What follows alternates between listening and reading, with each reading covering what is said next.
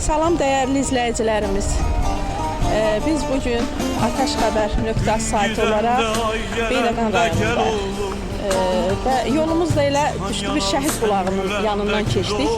Özümüzə borc bildik ki, bugün bu şəhidimizi burada ziyarət eləyək. Bunların suyundan biz də içək. Allah ehsan kimi qəbul eləsin, ehsanını qəbul eləsin, ruhu şad olsun.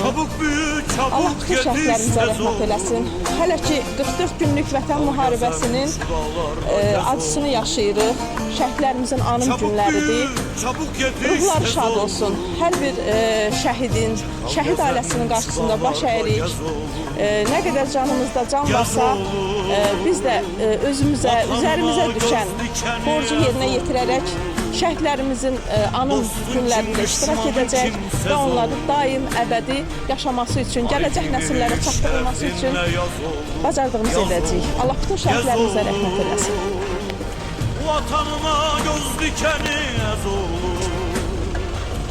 Dostun kim, düşmanın kimsez olur.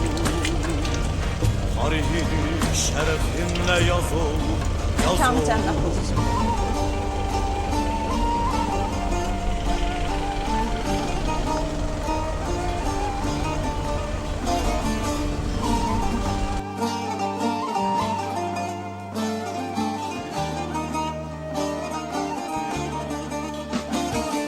Senden gider sonsuzluğa yol olur.